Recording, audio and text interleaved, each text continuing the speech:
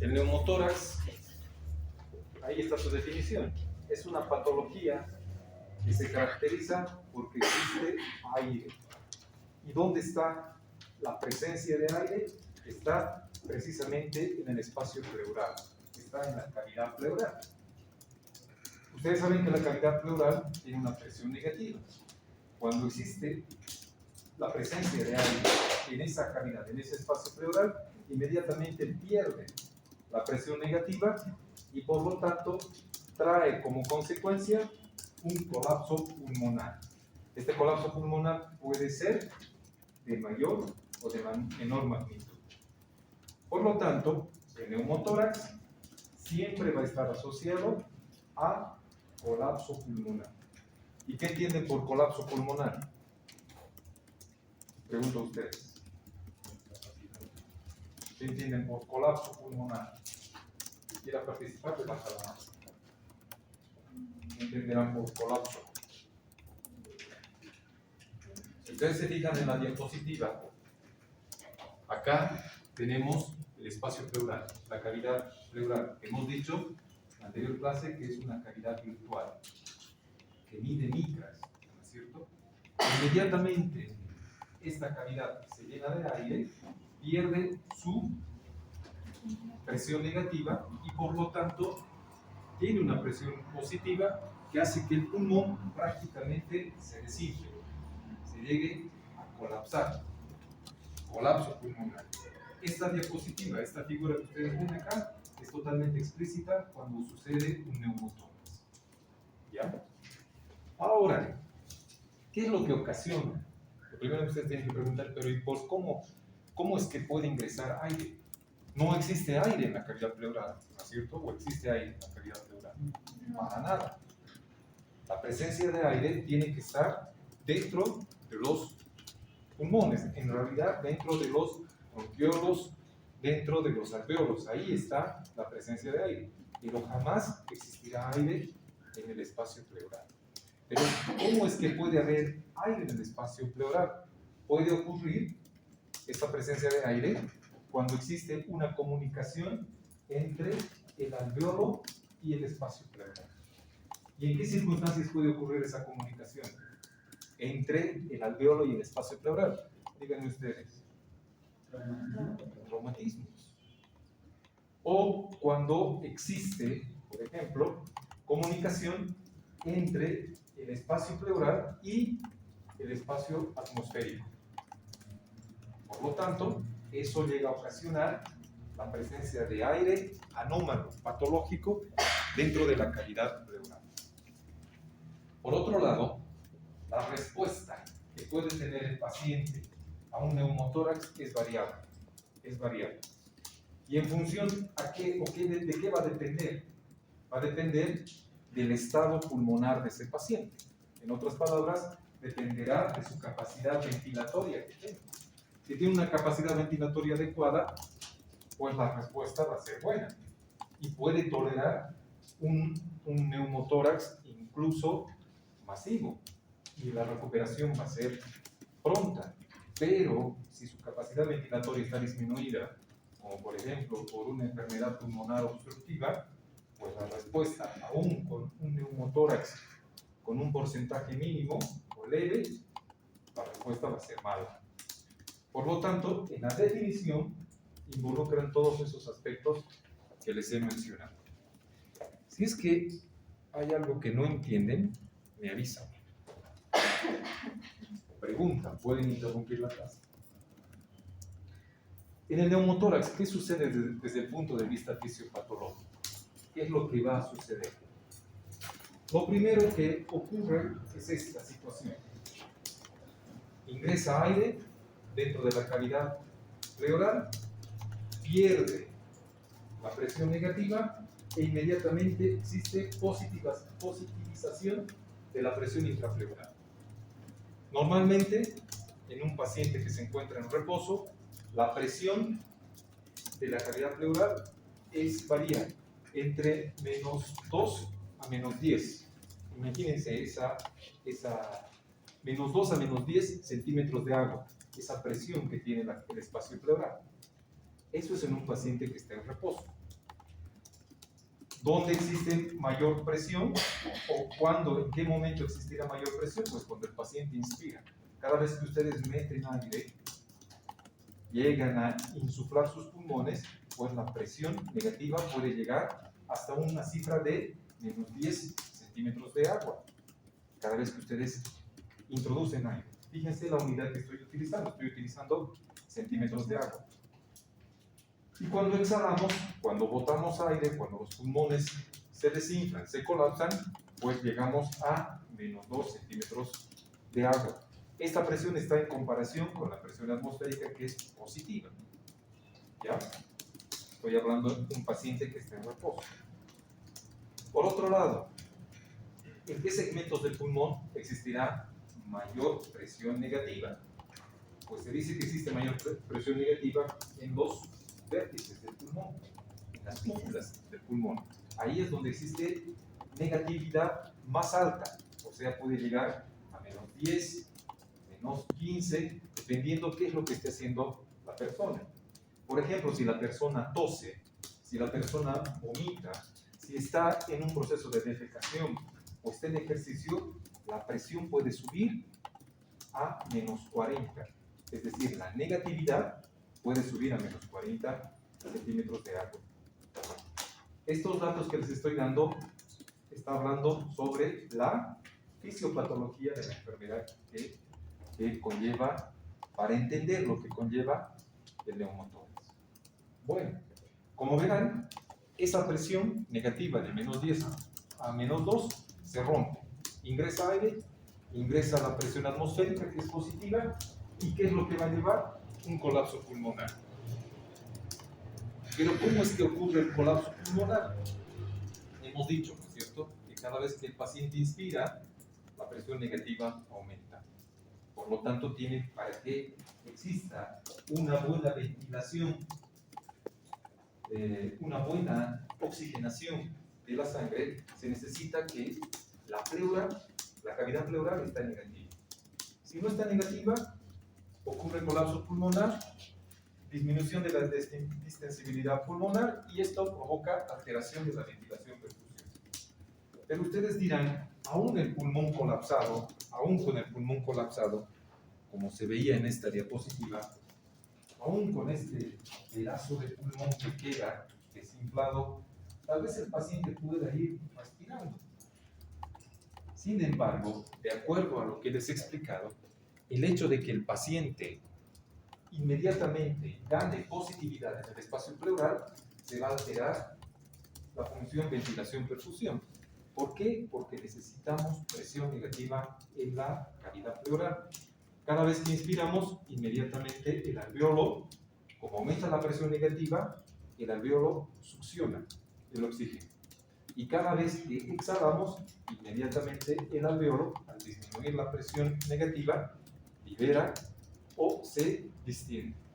Por lo tanto, el hecho de que exista un incremento de presión y se vuelva positiva la cavidad pleural, altera la ventilación-perfusión, lo que llega a ocasionar un estado de hipoxemia. Pero por otro lado, jóvenes, ¿qué es lo que puede llegar a ocasionar? Puede llegar a ocasionar una insuficiencia cardíaca. ¿Por qué? Porque disminuye el retorno venoso. ¿Y cómo es que disminuye el retorno venoso? ¿Qué tiene que ver la pleura con el retorno venoso? Levante la mano, ¿quién me puede explicar? ¿Qué tiene que ver? ¿Hasta aquí me han entendido o he hablado en otro idioma? ¿Qué tiene que ver el retorno venoso con la pleura?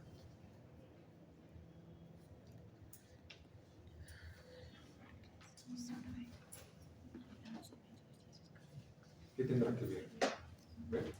Puede ser que como el pulmón está colapsado, la circulación normal que tendría que atravesar dicho pulmón se va a ver afectada. Entonces, si el colapso viene del pulmón derecho, por ejemplo, de ese lado no va a haber el mismo retorno venoso. ¿Qué tiene que ver el hecho de que exista una positivización de la presión intrapleural con el retorno venoso. El retorno venoso disminuye. Les he explicado lo anterior. ¿Qué tiene que ver? ¿Qué tiene que ver?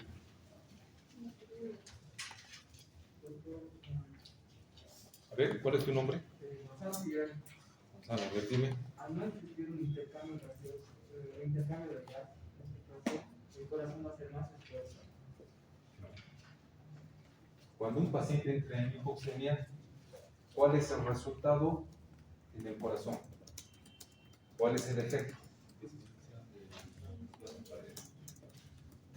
¿Cuál es tu nombre? A ver, explícanos. ¿Qué acabo de hacer?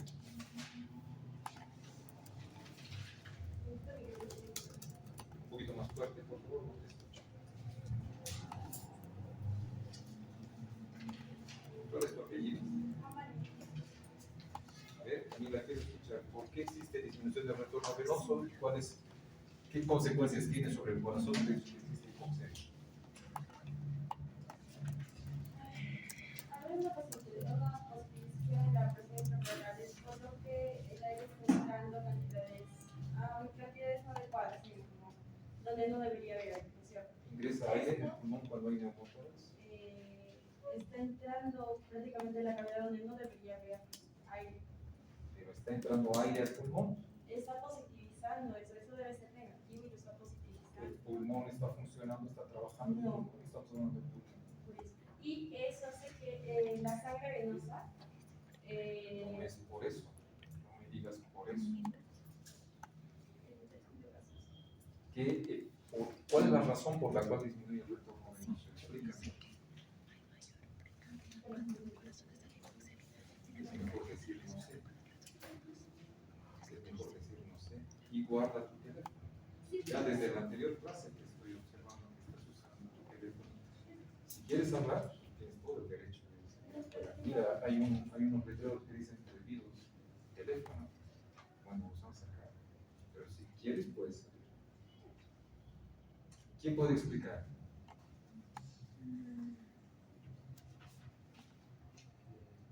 A ver, Caro, ¿dónde estás, Caro?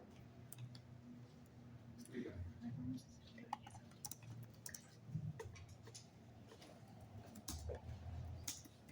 ¿Quién levantó la mano? Bien. Doctor, va a haber una disminución del retorno venoso porque vamos a ver que el pulmón prácticamente va a estar colapsado y al estar prácticamente comprimido por una presión positiva, esto va a evitar que el retorno o el flujo pulmonar prácticamente se congestione y por ende disminuye.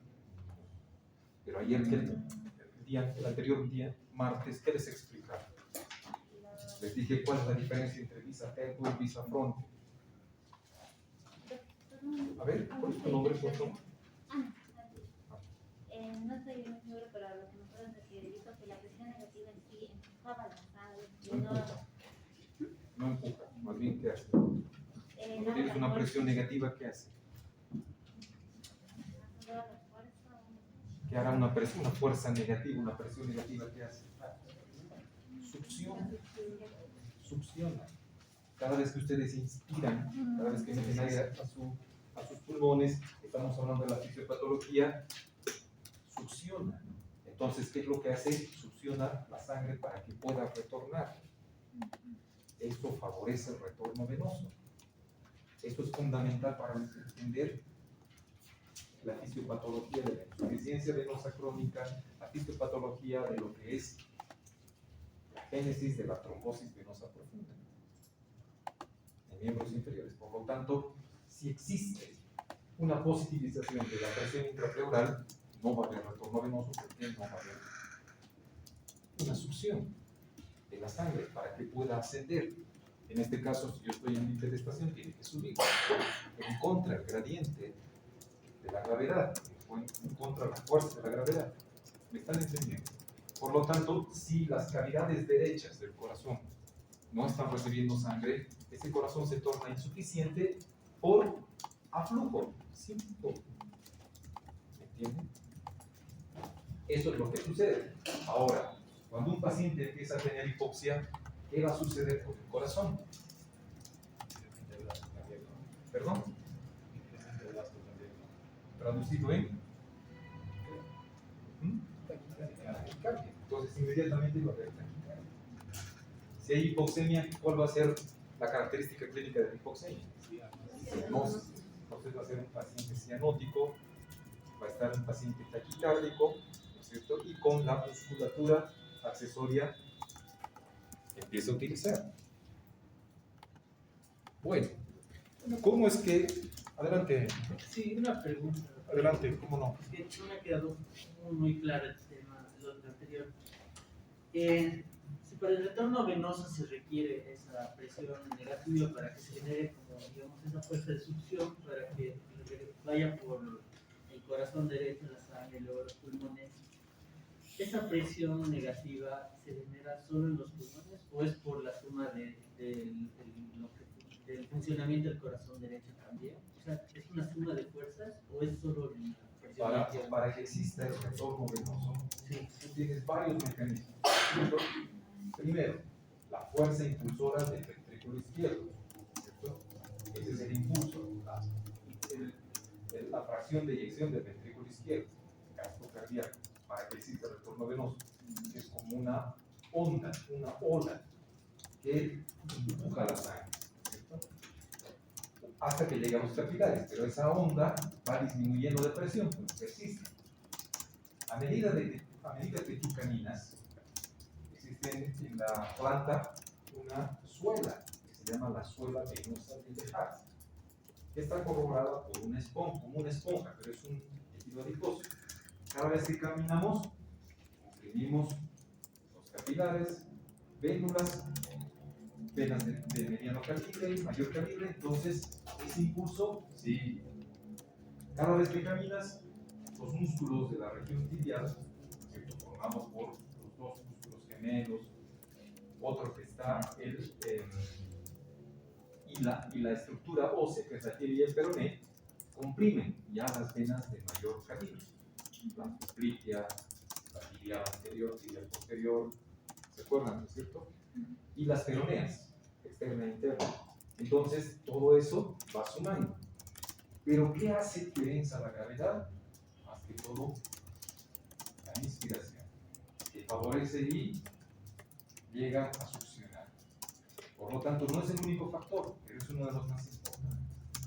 Por eso, cuando disminuye, existe una positivización de la presión intrapleural, el retorno venoso disminuye, se va a ver. Y ese corazón va a recibir sangre. Pero imagínense, un paciente que está con neumotórax, va a estar caminando, va a estar movilizándose. No, lo único que va a tener va a ser la visa fronte, el impulso de su corazón. Pero a medida de que no vaya recibiendo sangre a la cavidad derecha, ese corazón va a empezar a ser insuficiente, va a empezar a tener falla de bomba o aflujo y va a empezar a desarrollar una insuficiencia cardíaca. No sé si me enfoco. Gracias. Bueno, ¿cómo se clasifica ahora el neumotórax? El neumotórax se clasifica desde este punto de vista, espontáneo. Hay algunos autores que no les gusta decir espontáneo, pero la mayor parte de la literatura indica que puede haber un neumotórax espontáneo. Ustedes ya estarán pensando, espontáneo. O sea, en este momento podemos hacer un neumotórax. Neumotórax espontáneo. Luego tenemos un neumotórax traumático y uno iatrogénico. Cada vez que ustedes vean la palabra iatrogenia, no significa maldad, no significa dolo. ¿Saben lo que es el dolo, no es cierto? No significa con intención. Todos ustedes van a ser médicos. Van a ser médicos. Por lo tanto, la iatrogenia es el resultado de la actividad del médico. Pero no es, o alguno de ustedes se está formando para hacer daño. Nadie, ¿no es cierto? Por lo tanto, la iatrogenia es resultado del ejercicio o de del hecho de que ustedes intervengan a un paciente con alguna acción. Bueno, el neumotórax espontáneo, que es lo que nos va a ocupar la mayor parte de la clase, se divide en primario y secundario. ¿Ya? Primario y secundario. El neumotórax traumático. El neumotórax traumático, jóvenes, nunca se tienen que olvidar que es producto de una lesión pulmonar. Estamos hablando de neumotórax, ¿no es cierto? Y en la definición, ¿qué es lo que hemos dicho?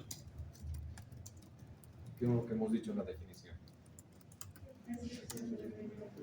Que la pleura se positiviza, ¿no es cierto? Ahora bien, cuando estamos hablando de un neumotórax traumático, estamos hablando de que existe una lesión pulmonar.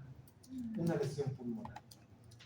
Y como decía su compañero, esta lesión pulmonar va a crear una comunicación entre el espacio alveolar y el espacio pleural, dando como consecuencia un neumotórax. Pero acá, cuando hablamos de neumotórax traumático, siempre se asocia a una lesión pulmonar. Y esa lesión pulmonar provoca la entrada de aire al espacio pleural. Cuando hablamos de traumático, ustedes tienen que imaginarse que es una lesión originada por impacto, ¿cierto? Por un trauma, un impacto. Pero la lesión va a estar en el pulmón, no en la pleura. ¿Está claro, jóvenes?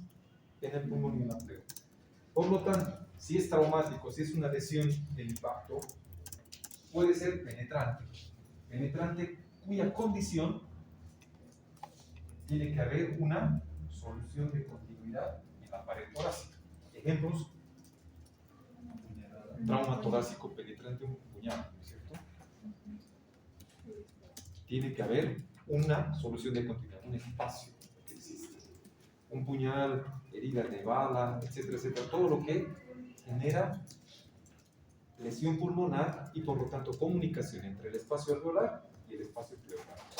Entonces la condición es que existe una solución de continuidad para que sea penetrante. Hay algunos autores que dicen trauma neumotórax traumático abierto. Da un poco más de lógica, ¿no es cierto? En vez de decir penetrante.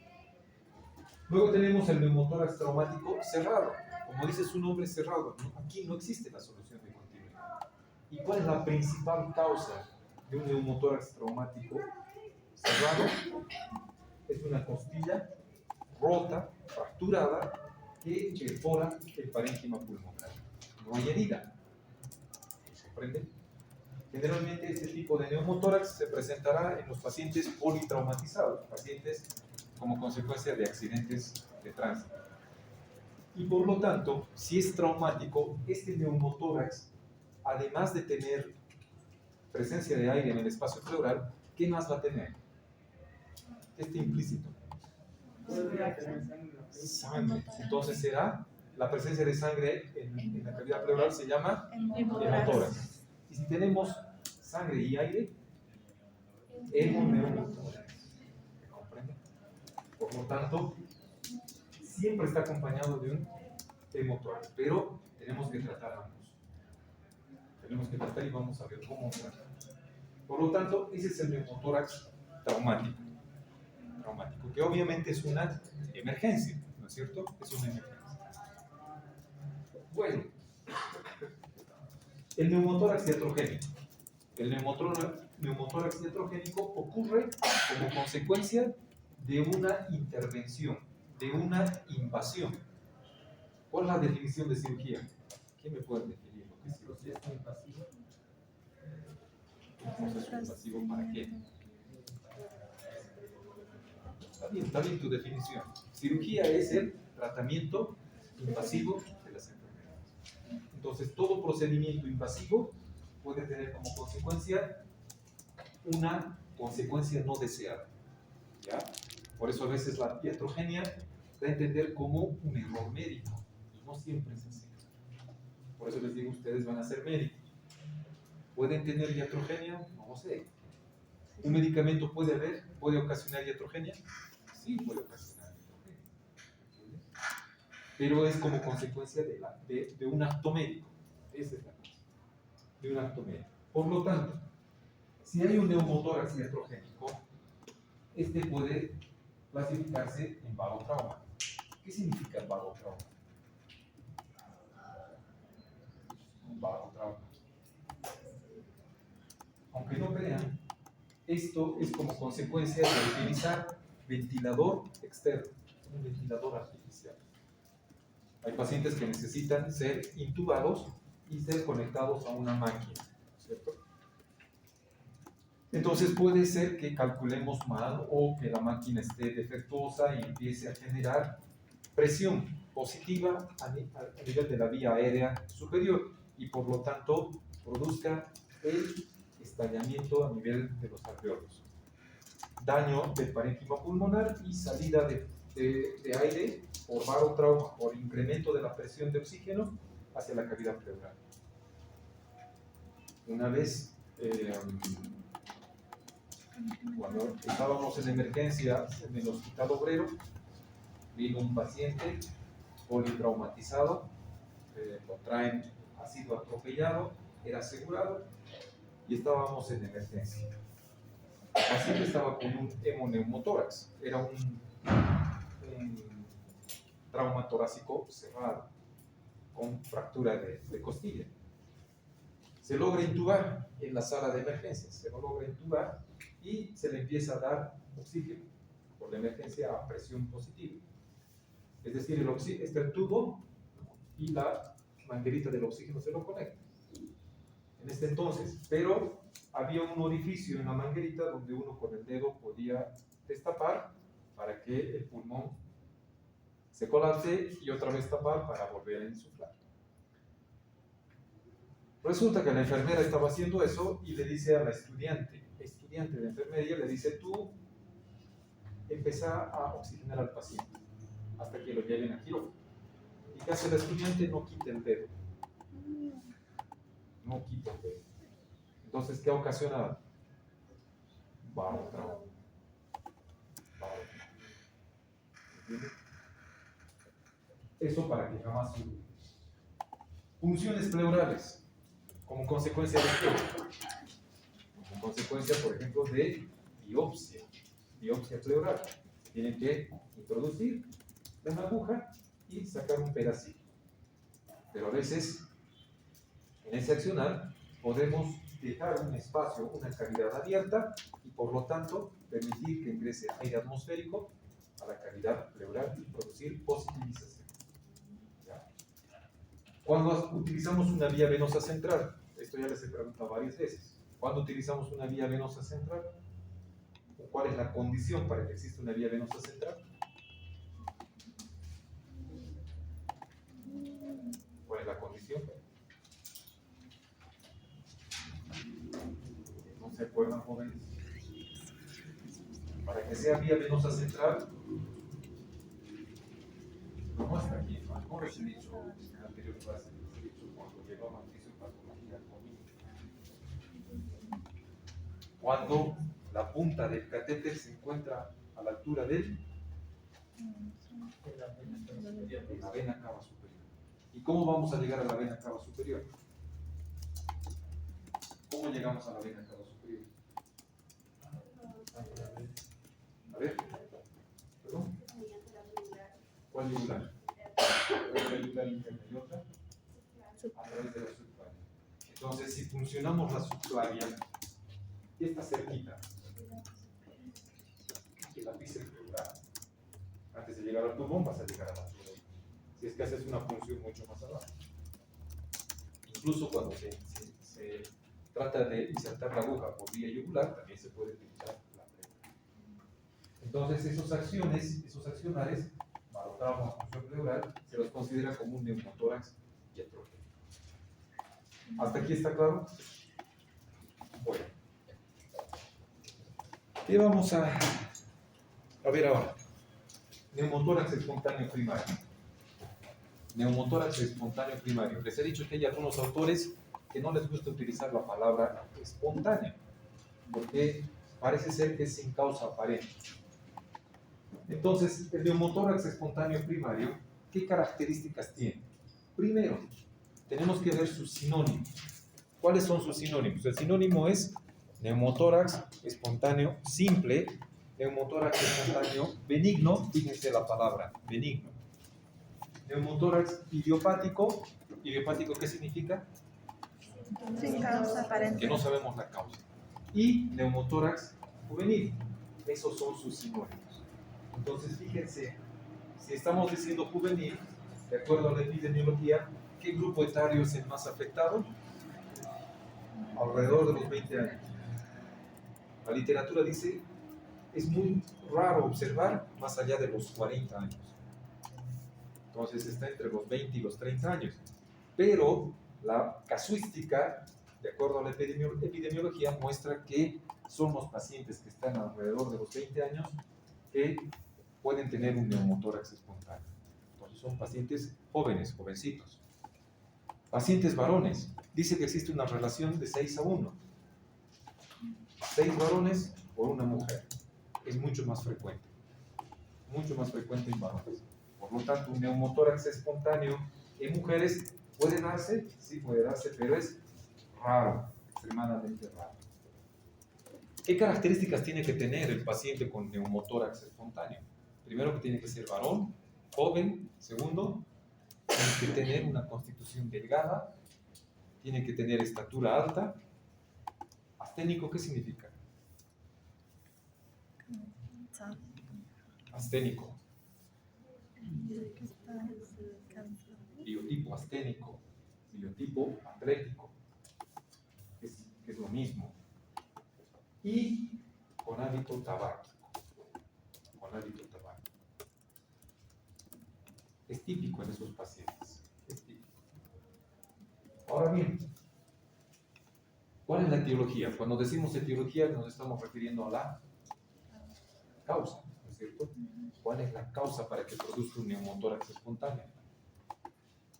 Primero, es una persona que no tiene ninguna enfermedad pulmonar de base. Por eso se lo llama espontáneo y primario. No tiene nada. A veces ustedes pueden preguntar, pero ¿tenía alguna enfermedad? ¿Tosía? ¿Le ha dado COVID? ¿Ha tenido neumonía? ¿Tenía tuberculosis? No, nada, absolutamente nada.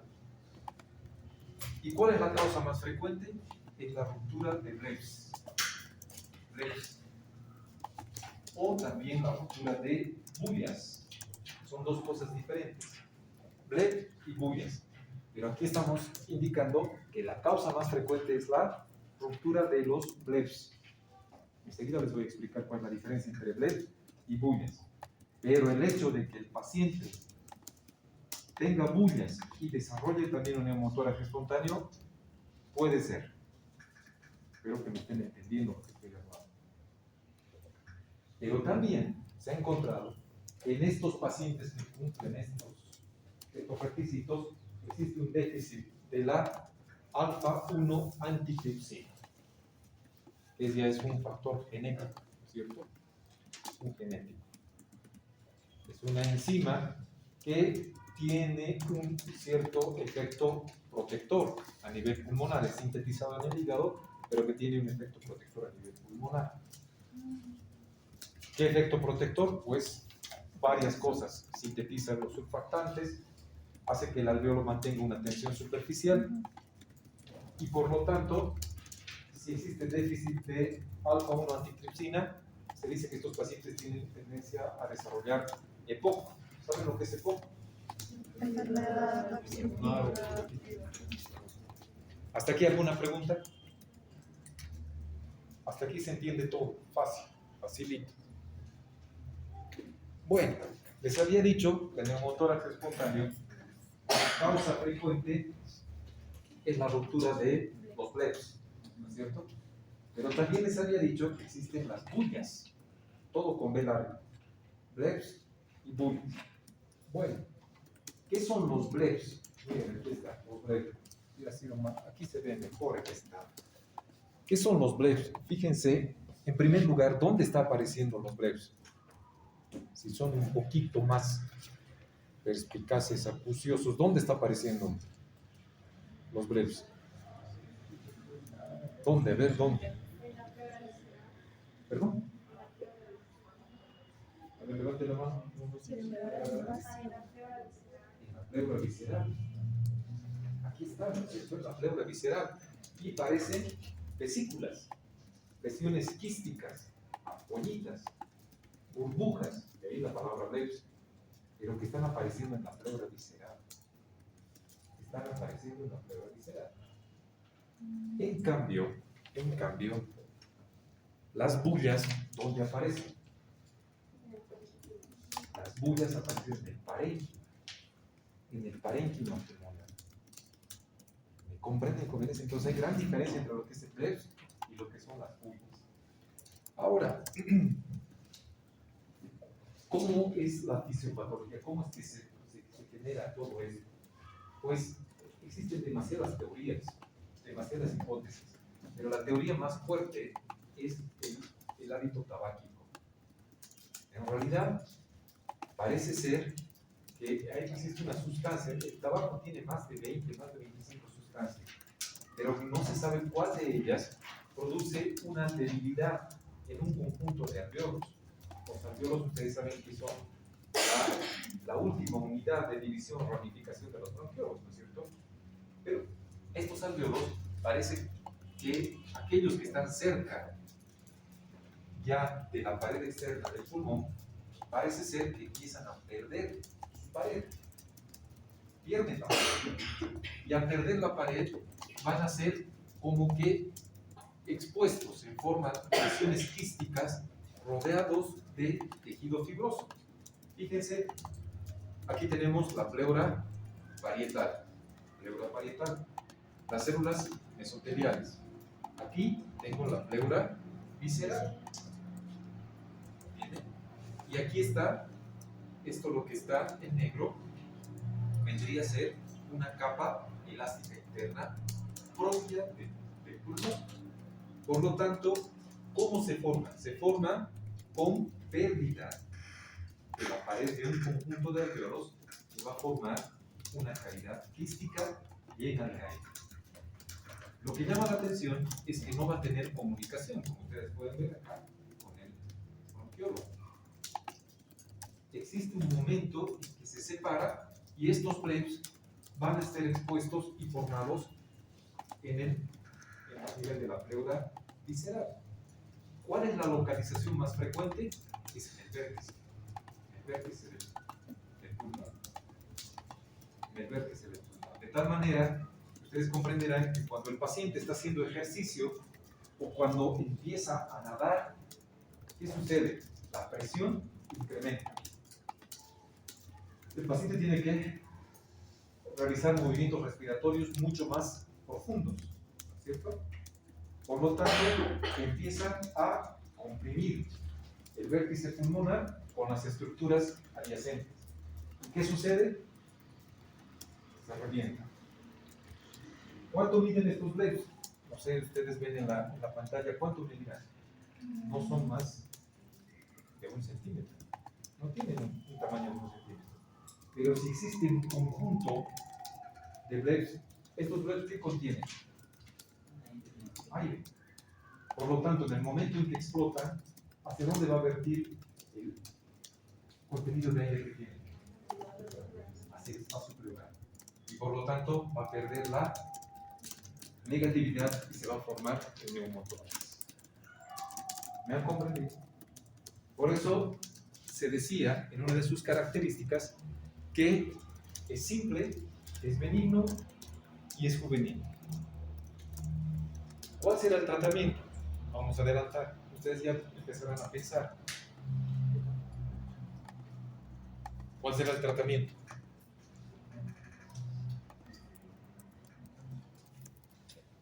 La bulla, o bullas, como decía su compañera, es totalmente diferente su etiopatogenio o su patogenio. Estas se desarrollan en el parénquima. Tienen el mismo curso. Pierden, son un conjunto de alvéolos que pierden, pero se quedan dentro del parénquima. ¿Se pueden romper? Sí, se pueden romper. ¿Pueden ocasionar neumotórax? Sí. Pero ¿cuál es la causa más frecuente de producir neumotórax? Es los bleps. Bleps que están localizados principalmente a nivel del vértice pulmonar, donde existe mayor presión. ¿Está claro? Aquí tenemos los verbos, cómo se localizan en el vértice. Bueno, esto es un gráfico el mismo, ¿cierto? Para que cuando se rompe, inmediatamente se produce colapso pulmonar por la presencia de aire en el espacio pleural. Bueno, ¿cómo hacemos el diagnóstico? Fíjense la secuencia, ¿cierto? Fíjense la secuencia. ¿Cómo hacemos el diagnóstico? El diagnóstico se hace primero clínico. ¿Qué significa clínico? Con la historia clínica, ¿cierto? Jamás se debe pedir primero una tomografía, laboratorios, no. El diagnóstico es clínico, sino cómo vamos a sospechar. Por lo tanto, ¿cómo va a venir el paciente? ¿Cuál va a ser su motivo de consulta? ¿Cuál va a ser la historia de la enfermedad actual? El motivo de consulta va a ser paciente con dolor de tórax, disneico o con tos, o simplemente va a estar asintomático. Pero si está asintomático, un poco si está asintomático nunca va a venir, ¿cierto? Por lo tanto, para que el paciente venga a la consulta, ¿cuál va a ser de estos tres, dolor torácico, disnea y tos, cuál es el más frecuente? ¿Perdón? ¿Viste? Sensación de respiración. Miren, yo les voy a contar mi experiencia, lo que yo he visto. Generalmente estos casos de neumotórax no son crónicos, se presentan en emergencias. ¿Cuál ha sido mi experiencia? Viene un muchachito, después de haber jugado fútbol, tenía 18, 19 años. Tal cual describe la clínica, pues la epidemiología, ¿no? Era alto, delgado, deportista, no le he preguntado si fumaba o no fumaba. Esto hace mucho tiempo. Pero, ¿cuál es la razón por la cual ha consultado? Miren, para que jamás se olvide. La razón por la cual ha consultado es que su chica, su enamorada, cada vez, no voy a decir le besaba, sino cada vez que le apretaba el cuello, del lado derecho, sentía un crépito. Le apretaba y tenía un crépito. ¿Entienden? Encima de la clavícula, crépito. En el cuello, crépito. ¿Qué es eso? ¿Cómo se llama ese signo?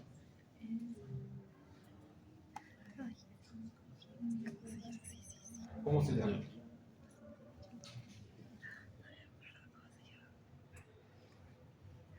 ¿Cómo se llama? ¿Cuál es tu nombre? Ya me olvidó. ¿Cómo se llama ese signo? Semiología, ustedes han dicho. Crédito, había crédito. Era lo único, lo que le llamaba la atención.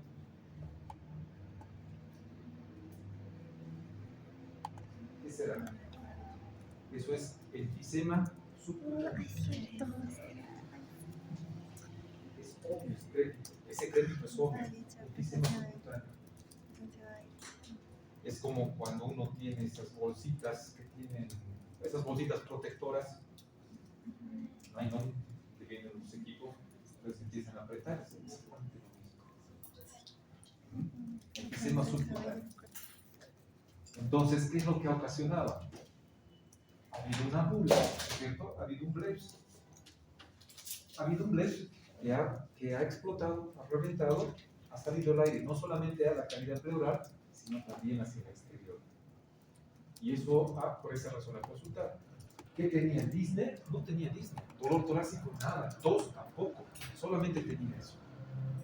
Entonces, esas cosas hay que observar. Pero, el principal motivo de consulta es sensación de falta de aire, sensación de ahogo, es Disney.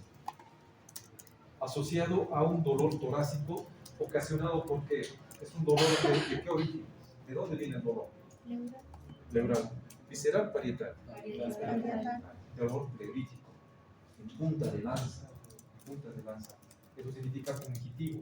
¿En qué momento? En el esfuerzo o durante la inspiración. Y si es mucho más grande, empieza el paciente a toser. Esa es la manifestación clínica. Pero la manifestación clínica, es decir, los síntomas, están en función a la magnitud del neumotórax. Este muchachito ha tenido un neumotórax, se le ha hecho una radiografía con aire en el tejido celular subcutáneo y un neumotórax mínimo, que no requería ninguna intervención y por lo tanto ha ido muy bien. Muy bien. No sé cuántos de nosotros tal vez hayamos desarrollado, no nos hemos dado cuenta, no lo sé. Entre los signos, acá es lo que nosotros vamos a observar, ¿no es cierto? Signos. A la inspección, ¿cómo estará la inspección? ¿Qué tenemos que ver? Inspección. Tórax, ¿simétrico o asimétrico? Asimétrico, ¿no es cierto? Con retracción intercostal, retracción del hueco supraclavicular, que se llama tiraje. Es un paciente que puede tener. A la palpación. A la palpación, ¿cómo estarán los movimientos respiratorios? Movimientos de amflexión y amplexación. ¿Vamos? Disminuidos. Se ha visto, jóvenes, que este neumotórax espontáneo, no se sabe cuál es la razón, pero siempre se presenta en el lado derecho. No sé por qué, no se sabe. Ustedes revisen cuál es la causa, no se sabe. Pero en el lado derecho sí, la presencia. Eso no excluye que tengamos un neumotórax en un paciente espontáneo en el lado izquierdo, no es excluyente. Pero la mayor parte de los casos es en el lado derecho. Entonces los movimientos respiratorios de amflexión y amplexación van a estar disminuidos. Las vibraciones vocales, ¿cómo van a estar? Disminuidas. A la percusión, cuando empecemos a percutir,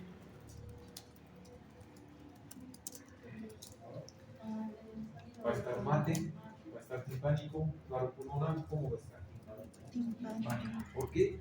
Por la presencia de aire timpánico. A la auscultación, silencio, así como ustedes, silencio pulmonar. No se va a escuchar absolutamente nada. ¿Comprenden? Bueno, entonces ustedes dirán, este paciente, pienso que tiene un neumotórax. ¿Cuál es la primera conducta? El primer examen complementario, básico, una placa de tórax. También podemos pedir una tomografía. Acá en esta placa de tórax no se ve bien, pero tengo otras donde se muestra. Aquí está. Aquí se ve o no se ve bien. Bueno, en primer lugar, ¿qué es lo que tenemos que ver en esta placa de tórax? Para que ustedes puedan decir, a ver, ¿qué es lo primero que pueden concluir en que es un neumotórax? Siempre tenemos que comparar, ¿no es cierto? Es igual que cuando examinan miembros o extremidades superiores, extremidades inferiores, siempre el examen hay que ser comparativo, ¿no? Jamás se les ocurra examinar un solo lado, siempre tienen que ver los dos lados. Lo mismo sucede en el pulmón, siempre tenemos que ver los dos lados. ¿Cuál es la diferencia entre ambos lados? El tamaño. ¿Cómo el tamaño? Entre los dos lados. No sé si se fijan acá. Aquí se ve mucho mejor, ¿no es cierto? Aquí se ve mucho mejor. Pero ¿cuál es la diferencia? ¿Qué hemos dicho que es esto? Estas ramificaciones, esta trama, es la trama vascular.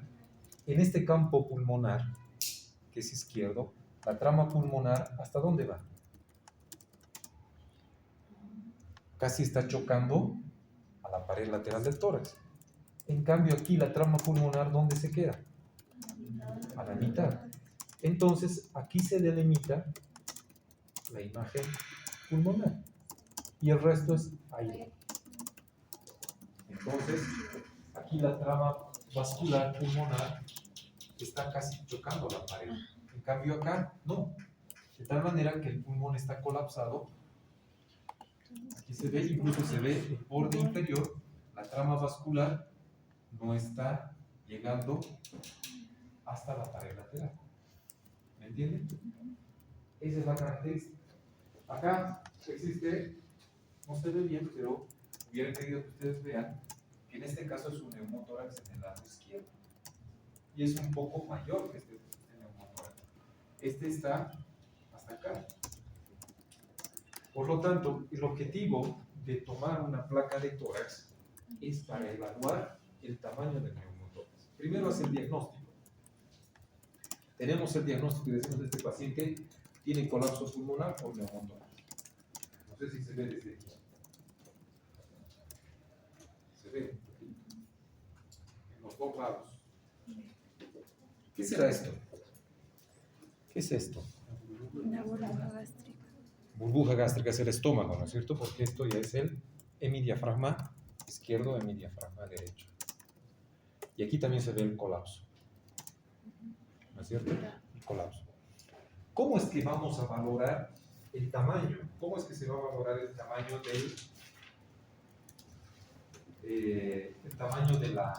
del neumotórax? Jóvenes, se han intentado varios métodos de decir, esta es la forma correcta donde tenemos que valorar el tamaño del neumotórax. Por ejemplo, uno, decían, aquí tengo yo la cúpula, aquí está la cúpula, aquí está la cúpula. La cúpula debería estar hasta allá arriba, ¿no es cierto? Pero hasta aquí está la cúpula pleural, la cúpula del pulmón. Por lo tanto, ¿qué dicen algunos autores? Si ustedes miden en la radiografía, el espacio que existe entre la cúpula y el vértice, en la radiografía entre el vértice del pulmón, y hay un espacio de 3 centímetros o menor de 3 centímetros, es un neumotórax leve. Pero si es más de 3 centímetros entre el vértice y la cúpula pulmonar, es un neumotórax grave, masivo. ¿Me comprenden? Pero eso es muy relativo, muy ambiguo. Otros que dicen, que es lo que generalmente nosotros manejamos desde el punto de vista quirúrgico, tomamos la línea medio clavicular. Si el neumotórax está sobrepasando o lateral a la línea medio clavicular, ¿qué significa? Lateral, esta es la línea medio clavicular y el neumotórax solamente está más de la línea medio clavicular, se dice que está un neumotórax ocupando menos del 20% de la cavidad pleural. ¿Me están entendiendo? Si es tomando en cuenta la línea medio clavicular. Línea medio clavicular. Medio clavicular. Trazan ustedes, si quieren, hacen una raya. Si está por fuera, ¿no es cierto? Por fuera, o sea, lateral, eso es fuera, medial es hacia adentro. Si está por fuera de la línea medio clavicular, pues se dice que es de un menor al 20%. Si corresponde justo a la línea medio clavicular, si está justo en la línea medio clavicular, se dice que está entre el 20, 25 y 30%. Y si está por dentro de la línea medio clavicular, eso ya es mucho más serio. Está en un 35, incluso puede ser un neumotórax masivo, como este. ¿Se ve? Ahí se ve el pulmón. No se ve para nada, no se ve trama vascular. ¿Qué está haciendo con el mediastino y con la cigüeta cardíaca? Está desplazando. Esta es una urgencia. Esta es una urgencia quirúrgica. ¿Qué hay que hacer acá?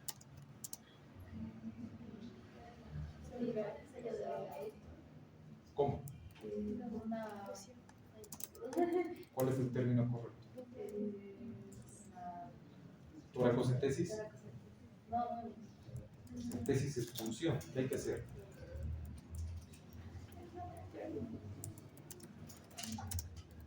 Hay que hacer una pleurotomía y colocar un celular. Entonces, ¿cuál va a ser el manejo del neumotórax espontáneo primario? Conservador. Tenemos que valorar, tenemos que ver cómo está. Conservador, si el paciente está sintomático, si es menor del 25%. Hay una fórmula que es la fórmula de Light.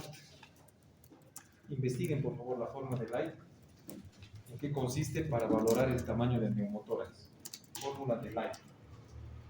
Me han logrado entender esto, jóvenes, esto, valorar el tamaño del neumotórax, ¿me han entendido? La línea medio clavicular, ¿no es cierto? Si sobrepasa la línea clavicular, menos del 20%, ¿no es cierto? En este caso, 15%. Si está a nivel de la línea clavicular, estará entre un 25 y 30%. Y si está medial o por dentro de la línea medio clavicular, eso significa que es un neumotórax masivo, con desplazamiento del menisco. La parte negra es el pulmón, ¿no es cierto?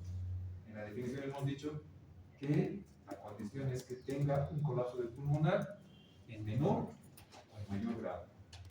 Pero siempre va a haber colapso pulmonar. ¿Me están entendiendo, jóvenes?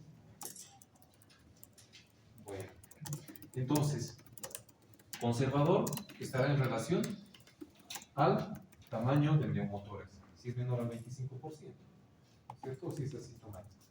Se dice, jóvenes, se dice que un neumotórax asintomático, que es menor al 25%, 20% me parece una buena cantidad, pero si es menor al 25%, se puede reabsorber solo, sin la presencia del nervio, se puede reabsorber solo. Entre 1% a 2% por día. 1% a 2% de la cantidad de aire que tenga por día. Por lo tanto, un neumotórax que está entre el 20 y el 25%, en 2 semanas se reabsorbe totalmente. ¿Están entendiendo? Pero la condición es que sea menos al 20%, 25% lo mucho, y que esté asintomático.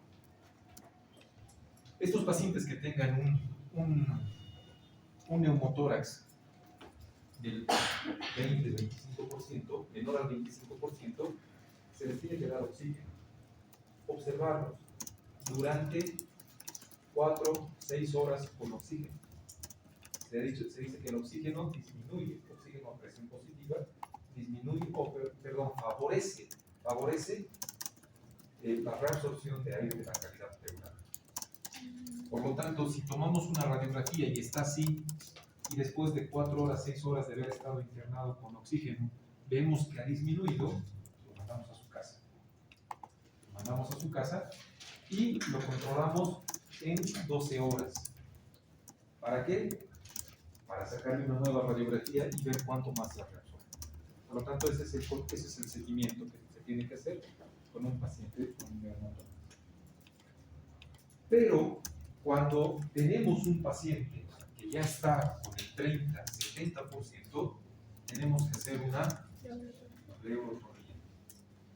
¿Cierto? Lo que decía su compañero.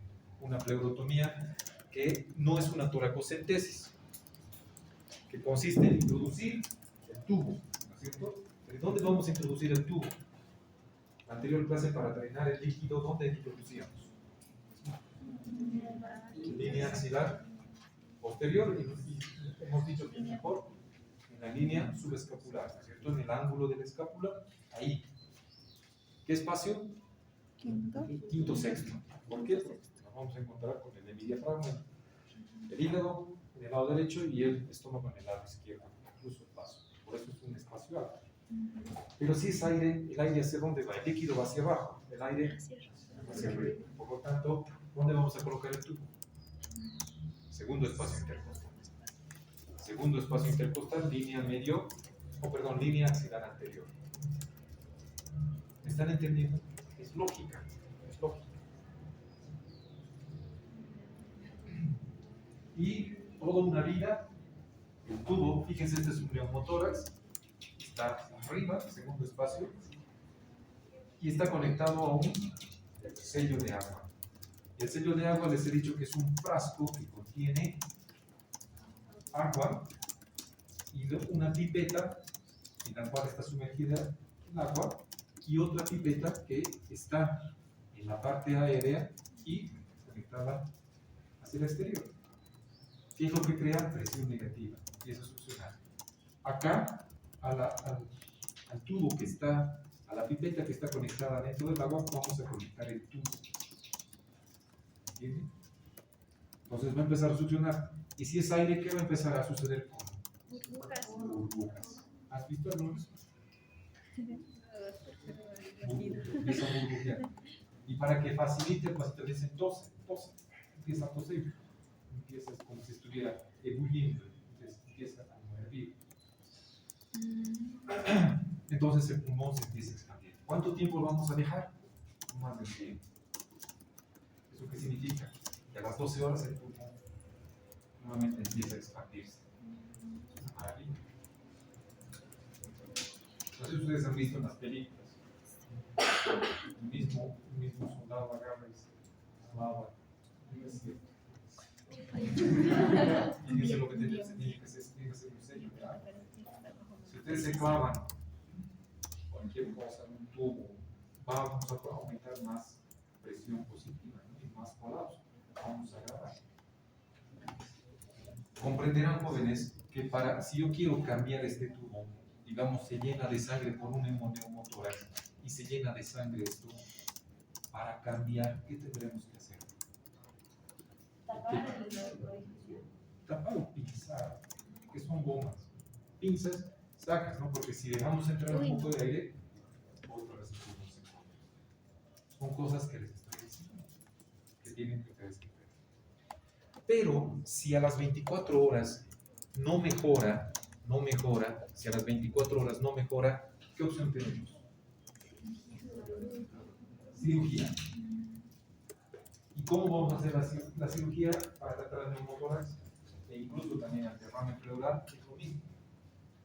Tanto para tratar el neumotórax o un derrame pleural que es recurrente.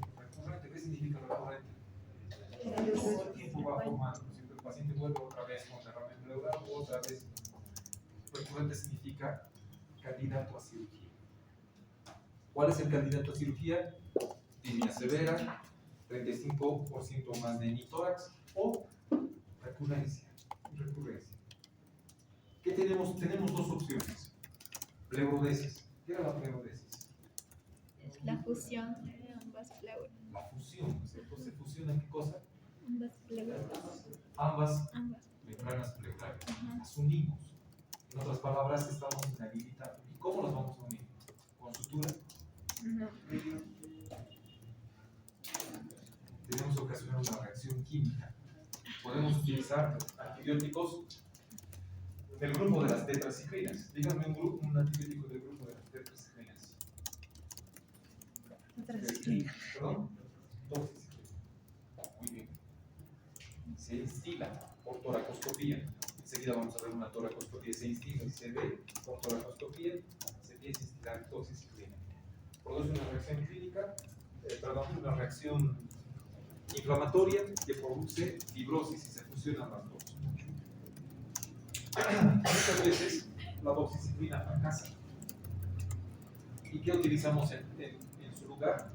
Talco libre de asbesto. Talco libre de asbesto. Los talcos, generalmente que se usan para los bebés, están libres de asbesto.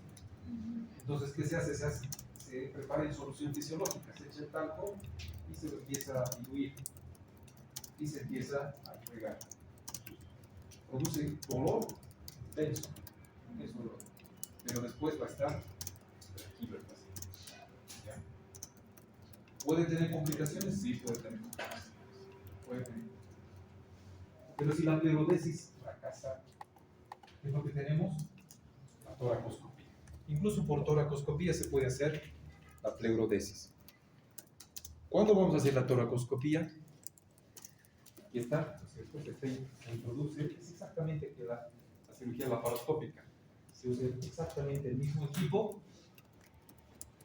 El término láparos significa abdomen. El término tóraco significa tórax. Toracoscopía, laparoscopía, artroscopía. Entonces son diferentes términos que se usan para hacer la cirugía mínimamente invasiva. Entonces, primero, una vez que hemos confirmado el diagnóstico, el paciente tiene que estar bajo anestesia general. Esto no se puede hacer bajo anestesia local, nada de esas cosas. Se realiza una incisión en la línea axilar anterior del quinto espacio intercostal. Línea axilar anterior, quinto espacio intercostal. ¿Eso qué significa? Que el paciente tiene que estar en una posición del cúbito lateral. Se introduce el endoscopio, se introduce el toracoscopio. ¿Han visto alguna vez una cirugía laparoscópica? La misma, ¿no? con el fin de explorar el tórax. Vamos a ocasionar, al introducir, vamos a instilar mayor cantidad de aire. Por lo tanto, vamos a ocasionar un neumotórax. Heterogénico, sí, pero es para poder observar. ¿Qué se observa? En primer lugar, se va a observar las bulas o los bleps, que se los empieza a resecar, ¿no es cierto? Identificando la posición de la bula o la presencia de bleps. Identificada la bula, se procede a desinflarla, se la pincha, ¿ya? O con el electrobisturí y se procede a extraer. Luego se la introduce dentro de una bolsita, y se extrae. Y ya está resuelto el problema. Para, si nosotros hemos inflado, si se ha inflado la cavidad pleural con anhídrido carbónico, ¿cómo, y el pulmón está colapsado para que se pueda trabajar, ¿cómo vamos a restituir nuevamente? Después de la toracoscopía. ¿Cómo vamos a hacer que el pulmón otra vez se infle? Dejando un sello de agua por donde se ha introducido la cámara.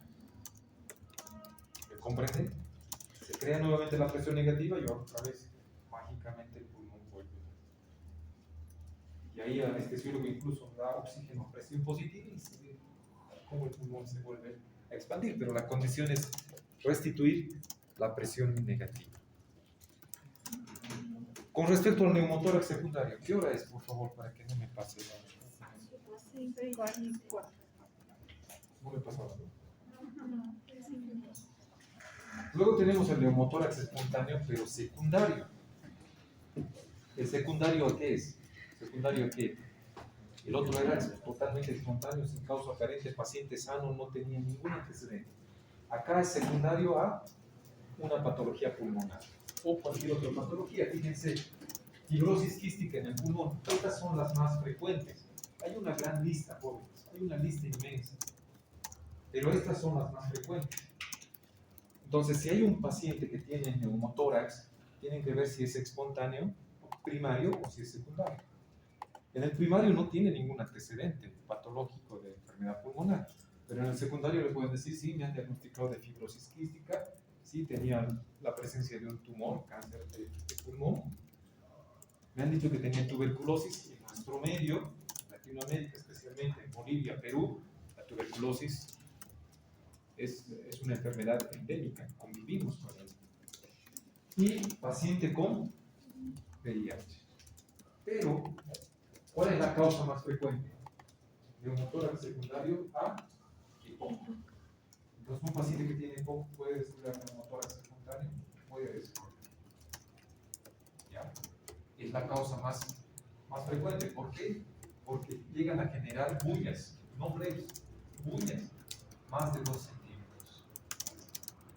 ¿Está claro? ¿Qué será esto? Catanemia. Neumotórax catanemiano. Este neumotórax solamente pueden desarrollar las mujeres, porque está en relación con el catanemio. ¿Qué es el catanemio? Es el periodo Es el ciclo menstrual, ¿cierto? Entonces, una mujer que está en su ciclo menstrual puede desarrollar un neumotórax. ¿Por qué?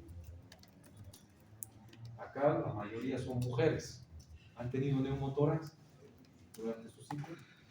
A lo mucho, mal humor, pero neumotórax. No. Entonces tiene que haber una condición para hacer neumotórax. Se asocia generalmente a endometriosis. ¿Qué será endometriosis?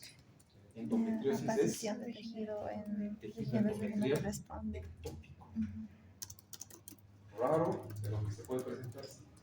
Entonces puede generar un neumotórax. Pero si es tejido endometrial ectópico, va a generar neumotórax, pero además que si es endometrio ectópico. La endometriosis puede aparecer en cualquier lugar de nuestro organismo. Generalmente aparece en cavidad abdominal. ¿Ya? Y a veces, cuando a las mujeres se les hace cesárea y nace el bebé, el tejido endometrial que sale, que se desprende junto con la decidua, ¿saben lo que ustedes van a hacer? Cuando se desprende con la decidua, se puede implantar en el tejido celular subcutáneo. Todos emocionados, qué lindo, etcétera, etcétera. Pasa el tiempo, el bebé ya tiene más o menos 1 año, 2 años, la mujer deja de lactar, el ciclo hormonal vuelve a la norma y el tejido ectópico sembrado ahí, bajo la influencia de la FSH, bajo la influencia de la LH, que produce a su vez estrógenos y progesterona, ¿qué va a hacer con ese tejido endometrial? ¿Qué sucede con el endometrio en una mujer? Se descarga, ¿no es cierto? Pero acá no se va a desprender. El hecho de que se descargue no le va a producir hemorragia, pero acá no se va a producir. Va a producir intenso dolor. Lo mismo sucede en la pleura, en el pulmón. El tejido endometrial ectópico con el cual ha nacido, ¿cierto? Por una falta de diferenciación del mesodermo, se queda ahí. Llega un momento en que el estrógeno hace que crezca más, ¿cierto? Hace proliferativo. El estrógeno, nunca se olviden que los estrógenos hacen crecer. Pero llega la etapa progestacional. Progestacional es a favor del embarazo. Entonces empieza a producir líquido. Si no hay embarazo, ¿qué sucede? Todo se desmorona, ¿no es cierto? Pero el endometrio se va a desmoronar. Perdón, el endometriosis se va a desmoronar. Parcialmente sus células se necrosan. Por lo tanto, empiezan a generar bulas que al desprenderse se revientan y generan el neumotórax. Justo en la etapa del ciclo menstrual. Por eso se llama neumotórax catenario. ¿Está claro, jóvenes? Bien. ¿Qué complicaciones puede haber? ¿Qué complicaciones propias del neumotórax? O sea, en otras palabras, ¿qué pasa si el paciente no se trata su neumotórax? O nosotros no tratamos el neumotórax. Va a generar un neumotórax a tensión, como hemos visto en la radiografía, ¿no es cierto? Y si está comprimiendo el mediastino y la silueta cardíaca, todo está llevando al lado contralateral, ¿qué va a suceder? Algo muy serio, que es el taponamiento cardíaco. El paciente va a fallecer. Por lo tanto, fíjense las complicaciones. Neumotórax a tensión es casi sinónimo de muerte. Edema pulmonar por reexpansión. Descomprimimos bruscamente.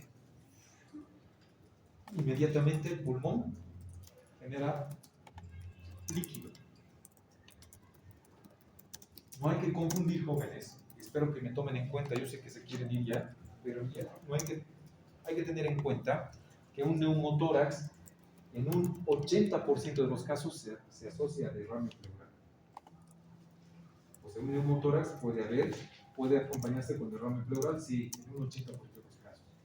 Pero aquí estamos hablando de edema del pulmón por reexpansión. Hemotórax. Hemos dicho que se puede acompañar con hemotórax, ¿no es cierto? Y infección de las bulas o de los bleus con formación del piel. Listo. Para finalizar, una pregunta. ¿Puede haber alguna infección que puede provocar neumotórax? Infección bacteriana. En otras palabras, ¿puede haber una bacteria que genere gas y que produzca neumotórax? Sí, sí puede haber. Clostridium. Pero ya es muy raro, ¿no? Eso ya es mucha mala suerte. Listo, jóvenes, eso es todo. Pueden retirarse. No se olviden que el